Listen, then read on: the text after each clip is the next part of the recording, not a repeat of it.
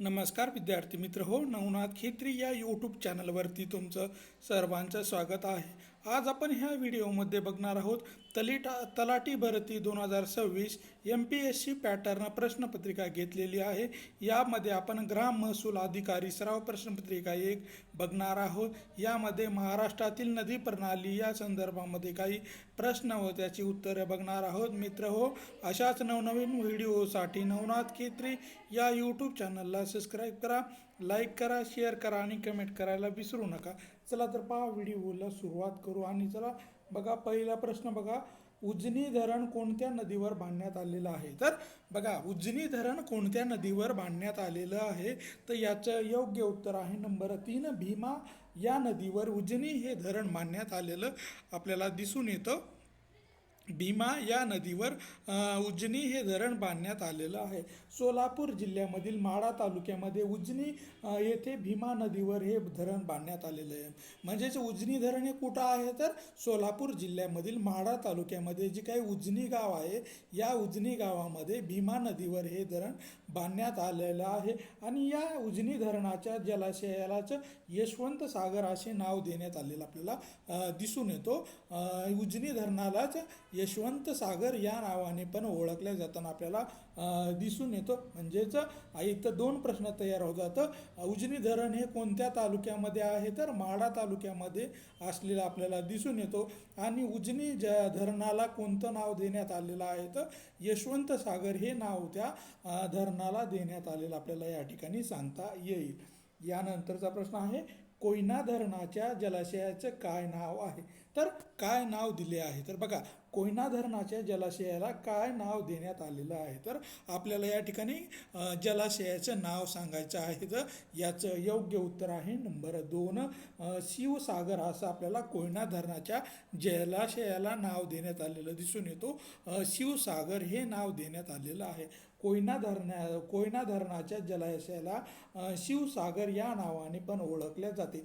कोयना प्रकल्पालाच महाराष्ट्राची भाग्यलक्ष्मी असे म्हटले जाते। बघा, कोयना जे धरण आहे, तर या धरणालाच आपल्या महाराष्ट्राची भाग्यलक्ष्मी असं म्हटल्या जाताना दिसून येतो। आणि कोयना धरणाच्या जलाशयाला काय नाव देण्यात आलेलं आहे? तर शिवसागर असं नाव देण्यात आलेलं असलेलं आपल्याला दिसून येतो।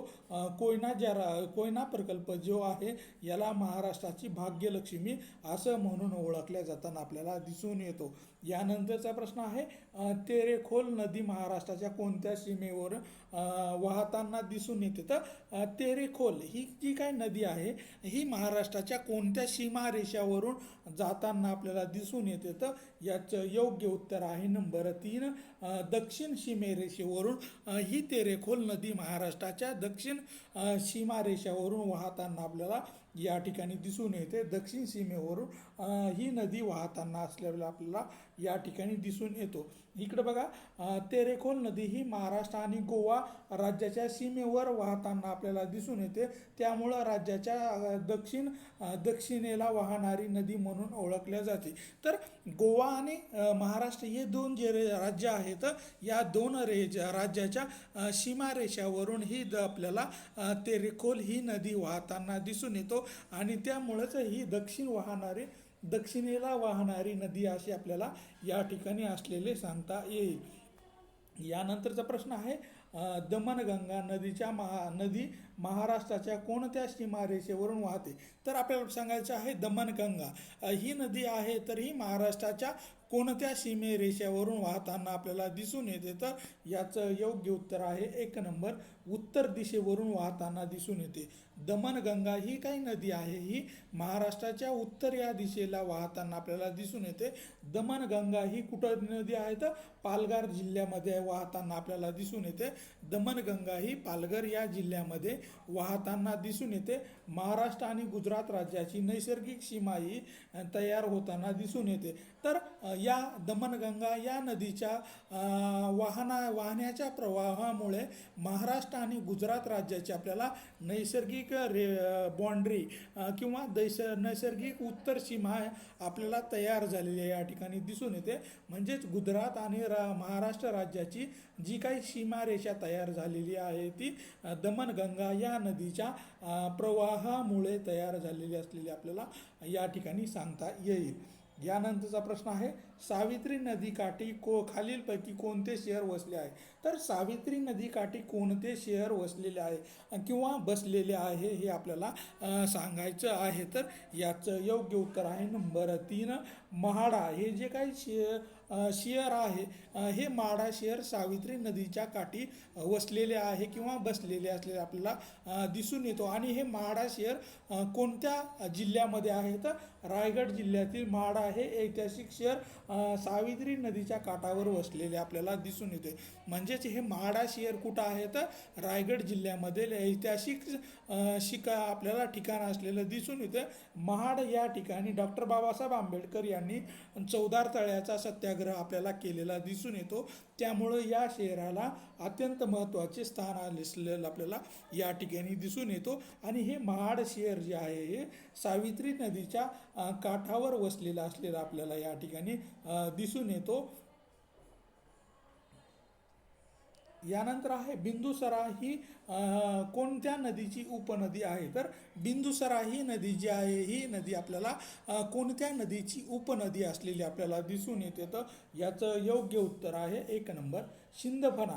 सिंदफणा या नदीची आपल्याला उपनदी म्हणून आपल्याला बिंदुसरा ही नदी असलेली आपल्याला या ठिकाणी सांगता येतील. ह्या बिंदुसरा या नदीचा उगम आपल्याला महाराष्ट्रातील बीड जिल्ह्यामधील आपल्याला शहरामध्ये मोठ्या प्रमाणामध्ये ही वाहताना दिसून येतो. बिंदुसरा ही नदी गोदावरी नदीच्या खोऱ्यातील सिंदफणा नदीची उपनदी आहे.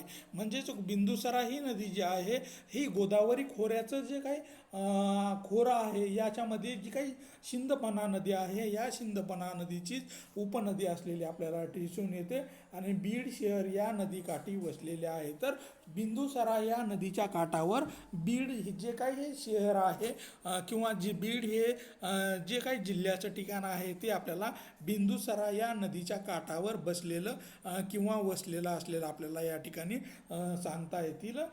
बीड शहर हे बिंदुसरा या नदीच्या काठावर वसलेलं आहे. आणि पाली या ठिकाणी बिंदुसरा धबधबा किंवा बिंदुसरा धरण असलेलं दिसून येतो. यानंतर आहे तापी नदीच्या खोऱ्यात कोणत्या मृदा प्रामुख्याने आढळतात? तर आपल्याला तापी नदीच्या खोऱ्यामध्ये किंवा तापी नदीच्या प्रदेशामध्ये कुठल्या प्रकारची मृदा आपल्याला आढळताना दिसून येते?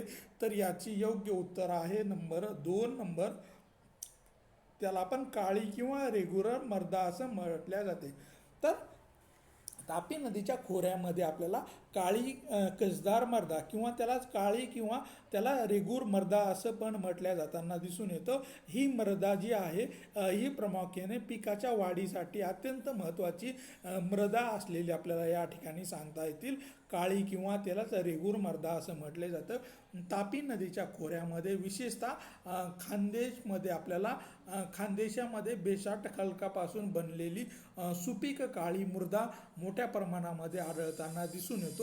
ही तापी नदीचं खोरं कुठं आहे? तर हे आपल्याला खानदेश विभागामध्ये दिसून येतो. आणि या खानदेश विभागामध्ये बेसाल्ट खडकापासून बनलेली जी काही सुपीक काळी मृदा आहे ही मोठ्या प्रमाणामध्ये आपल्याला त्या खानदेश प्रदेशामध्ये आढळताना आपल्याला या ठिकाणी दिसून येते. यानंतर आहे पैनगंगा नदीचा उगम कोठे होतो? तर पैनगंगा ही नदी आहे या नदीचा उगम कोठे होताना दिसून येतो? तर याचं योग्य उत्तर आहे 1 नंबर अजिंठा डोंगर रांगामध्ये आपल्याला पैनगंगा या नदीचा उगम होताना आपल्याला दिसून येतो. अजिंठा डोंगर रांगामध्ये या पैनगंगा नदीचा उगम होताना दिसून येतो. पैनगंगा नदीचा उगम बुलढाणा जिल्ह्यामधील अजिंठा डोंगर रांगामध्ये होताना आपल्याला या ठिकाणी दिसून येतो. बुलढाणा जिल्ह्यामध्ये जी काही अजिंठा डोंगर रांगा आहेत या डोंगर रांगामध्ये आपल्याला पैनगंगा या नदीचा उगम होताना दिसून येतो. ही विदर्भामधील प्रमुख नदी असलेली आपल्याला सांगता येतील. ही विदर्भामधील एक प्रमुख नदी असलेली आपल्याला सांगता येतील. पैनगंगा ही नदी बुलढाणा जिल्ह्यामधील अजिंठा डोंगर रांगामध्ये उगवताना दिसून येते, त्यामुळे ही विदर्भामध्ये अत्यंत महत्त्वाची नदी असलेली आपल्याला या ठिकाणी सांगता येतील. त्यानंतर आहे दक्षिण वाहिनी नद्या म्हणून कोणत्या नद्या ओळखल्या जातात. तर दक्षिण वाहिन्या ह्या नद्या कोणत्या आहेत, तर त्या कोणत्या ओळखल्या जातात, तर याचं योग्य उत्तर आहे नंबर 2, वर्धा आणि वैनगंगा. वर्धा आणि वैनगंगा या दोन नद्या आहेत, या दक्षिण वाहिन्या नद्या असलेल्या आपल्याला या ठिकाणी सांगता येतील. दक्षिण वाहिन्या नद्या म्हणून आपल्याला वर्धा व वैनगंगा या नद्या आपल्याला नद्या उत्तरेकडून दक्षिणेकडे वाहतात, म्हणून त्यांनाच दक्षिण वाहिनी नद्या असं म्हटल्या जाताना आपल्याला दिसून येतं. वर्धा व वैनगंगा या नद्या आपल्याला उत्तर या दिशेकडून दक्षिण या दिशेकडे वाहत जात असताना दिसून येतात, त्यामुळे यांना दक्षिण वाहिन्या नद्या या नावाने या ठिकाणी ओळखल्या जाताना आपल्याला दिसून येतो. यानंतर आहे महाराष्ट्राच्या एकूण क्षेत्रफळापैकी किती टक्के क्षेत्र हे गोदावरी खोऱ्याने व्यापलेले आहे. तर महाराष्ट्राच्या एकूण क्षेत्रफळाच्या किती टक्के क्षेत्र हे गोदावरी खोऱ्याने व्यापलेले आहे. तर याचं योग्य उत्तर आहे नंबर 2, 49%. एवढं महाराष्ट्राच्या 49% एवढं क्षेत्र गोदावरी या नद्याच्या खोऱ्याने व्यापलेलं असलेलं दिसून येतो.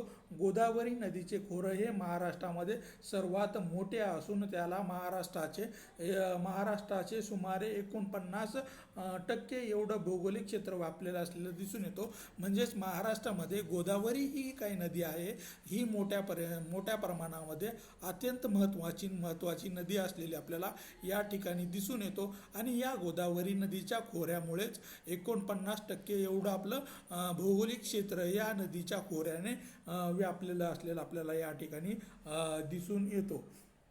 यानंतर आहे कुंडलिका नदी कोणत्या जिल्ह्यामधून वाहते. तर कुंडलिका ही जी काही नदी आहे ही कोणत्या जिल्ह्यामधून वाहताना दिसून येते. तर याचं योग्य उत्तर आहे नंबर 3, रायगड. रायगड या जिल्ह्यामधून कुंडलिका ही नदी वाहताना आपल्याला दिसून येते. रायगड या जिल्ह्यामधून या नदीची उगम झालेला आपल्याला दिसून येतो. कुंडलिका ही रायगड या जिल्ह्यामधील एक महत्त्वाची पश्चिम वाहिनी नदी असलेली आपल्याला दिसून येते. आणि रोहा हे काही जे शहर आहे या नदीच्या काठावर वसलेलं आपल्याला या ठिकाणी दिसून येतो. रायगड या जिल्ह्यामध्ये एक पश्चिम वाहिनी नदी म्हणून या नदीकडे बघितल्या जाताना आपल्याला दिसून येतो. आणि रोहा हे जे काही शहर आहे हे या नदीच्या काठावर वसलेलं आपल्याला या ठिकाणी दिसून येतं. यानंतर आहे प्राणहिता नदी. प्राणहिता नदी कोणत्या 2 राज्याच्या सीमा निश्चित करते. तर प्राणहिता ही नदी जी आहे या नदीमुळे आपल्याला 2 राज्याच्या सीमा तयार झालेल्या दिसून येतात. यामध्ये महाराष्ट्र व तेलंगणा या 2 राज्याच्या सीमा तयार झालेल्या आपल्याला दिसून येतात. प्राणहिता या नदीमुळे महाराष्ट्र व तेलंगणा या 2 राज्याची एक सीमा तयार झालेली आपल्याला दिसून येतो. प्राणहिता म्हणजेच वर्धा व वैनगंगाचा संगम ज्या नदीच्या काठावर गडचिरोली जिल्ह्यामधून वाहताना आपल्याला महाराष्ट्रामध्ये आणि तेलंगणा राज्याची नैसर्गिक सीमा बनत असलेली दिसून येते. म्हणजेच प्राणहिता व वैनगंगा या काही नद्याचा संगम आपल्याला ज्या ठिकाणी होतो त्यालाच प्राणहिता असं म्हटलं जाते. आणि हे कुठं होत होतं, गडचिरोली जिल्ह्यामध्ये प्राणहिता या नदीचा संगम होताना दिसून येतो. आणि महाराष्ट्र व तेलंगणा या राज्याची नैसर्गिक सीमा आपल्याला या प्राणहिता या नदीमुळे होताना आपल्याला या ठिकाणी दिसून येते. यानंतरचा प्रश्न आहे इंद्रावती नदी कोणत्या 2 राज्याच्या सीमेवरून वाहते. तर इंद्रावती ही नदी कोणत्या 2 राज्याच्या सीमेवरून वाहताना दिसून येते. तर महाराष्ट्र व छत्तीसगड या 2 राज्याच्या सीमेरेषेवरून इंद्रावती ही नदी वाहताना आपल्याला दिसून येते. महाराष्ट्र व छत्तीसगड या 2 राज्याच्या सीमारेषेवरून वाहताना दिसून येते. इंद्रावती नदी ही गडचिरोली जिल्ह्याच्या पूर्व सीमेवरून वाहताना दिसून येते. दिसून येते आणि ती महाराष्ट्र व छत्तीसगड राज्याची सीमा निश्चित करताना आपल्याला दिसून येते. म्हणजेच इंद्रावती ही नदी आहे, ही गडचिरोली जिल्ह्याच्या पूर्व सीमेवरून वाहताना दिसून येते. त्यामुळे महाराष्ट्र व छत्तीसगड राज्याची आपल्याला सीमारेषा निश्चित झालेली या ठिकाणी दिसून येते. त्यानंतर आहे खालीलपैकी कोणती नदी तापी नदीची उपनदी नाही आहे. तर खालीलपैकी कोणती नदी ही तापी नदीची उपनदी नाही आहे. तर प्रवरा ही जी काही नदी आहे ही आपल्याला तापी नदीची उपनदी नसलेली आपल्याला दिसून येते. प्रवरा ही नदी आपल्याला गोदावरी नदीची उपनदी असलेली दिसून येतो. पारणा झालं, पांझरा झालं, गिरणा झालं आणि पूर्णा या तापी नदीच्या उपनद्या असलेल्या आपल्याला या ठिकाणी सांगता येतील. पण ही प्रवरा ही नदी आपल्याला गोदावरी या नदीची उपनदी असलेली आपल्याला या ठिकाणी सांगता येईल. प्रवरा ही गोदावरी नदीची उपनदी असलेली आपल्याला या ठिकाणी सांगता येतील. यानंतर आहे भीमा नदीची खालीलपैकी प्रमुख उपनदी कोणती आहे. तर भीमा या नदीची प्रमुख आपल्याला उपनदी असलेली सांगायची आहे. तर नीरा ही जी काही नदी आहे ही नदी आपल्याला भीमा नदीची प्रमुख आपल्याला उपनदी असलेली दिसून येतं. नीरा ही भीमा नदीची महत्त्वाची उपनदी असलेली दिसून येतो. तिचा उगम कुठं होत होतं, भोर जवळील शिरवळा या ठिकाणी आपल्याला नीरा या नदीचा उगम होताना आपल्याला दिसून येतो.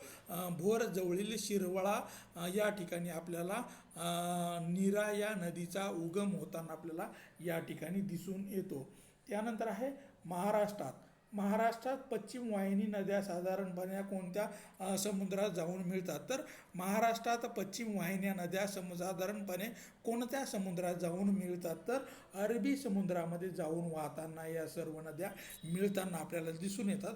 महाराष्ट्रामध्ये ज्या काही पश्चिम वाहिन्या नद्या आहेत या अरबी समुद्राला जाऊन मिळताना दिसून येतात. कोकणातील सर्व नद्या तसेच तापी व नर्मदा या पश्चिम वाहिन्या नद्या पश्चिमेकडे वाहून अरबी समुद्राला जाऊन मिळताना दिसून येतात. म्हणजेच महाराष्ट्रामध्ये ज्या काही नद्या आहेत या नद्या बऱ्यापैकी आपल्याला अरबी समुद्राला जाऊन मिळताना या ठिकाणी दिसून येतात. यानंतर आहे राधानगरी धरण कोणत्या नदीवर बांधण्यात आलेलं आहे. तर राधानगरी हे धरण आहे हे कोणत्या नदीवर बांधण्यात आलेलं आहे. तर हे भोगावती या नदीवर बांधण्यात आलेलं आपल्याला दिसून येतो. भोगावती या नदीवर आपल्याला हे धरण बांधण्यात आलेलं दिसून येतो. कोल्हापूर जिल्ह्यामधील राधानगरी धरण हे भोगावती नदीवर बांधण्यात आलेलं असलेलं दिसून येतो. आणि राजर्षी शाहू महाराजांनी हे धरण बांधलेलं आपल्याला या ठिकाणी सांगता येईल. राधानगरी हे धरण आपल्याला भोगावती या नदीवर बांधण्यात आलेलं दिसून येतो आणि राजर्षी शाहू महाराजांनी या धरणाचं बांधकाम केलं असलेलं आपल्याला या ठिकाणी सांगता येईल. त्यानंतर आहे वैतरणा नदीचा उगम कोणत्या जिल्ह्यामध्ये होतो. तर आपल्याला सांगायचं आहे की वैतरणा ही काही जी नदी आहे या नदीचा उगम कोणत्या जिल्ह्यामध्ये होतो. तर नाशिक जिल्ह्यामध्ये आपल्याला वैतरणा या नदीचा उगम होताना आपल्याला दिसून येतो. वैतरणा नदीचा उगम हे नाशिक जिल्ह्यामधील त्र्यंबकेश्वर जवळ होतो आणि ती पुढे जाऊन पालघर जिल्ह्यामधून वाहताना अरबी समुद्राला जाऊन मिळते. म्हणजेच वैतरणा या नदीचा उगम आपल्याला नाशिक जिल्ह्यामधील त्र्यंबकेश्वर या शहराजवळ होताना दिसून येतो आणि ती वाहत जाऊन पालघर जिल्ह्यामधून वाहत जाऊन ती अरबी समुद्राला जाऊन मिळताना आपल्याला या ठिकाणी सांगता येते मिळताना दिसून येते.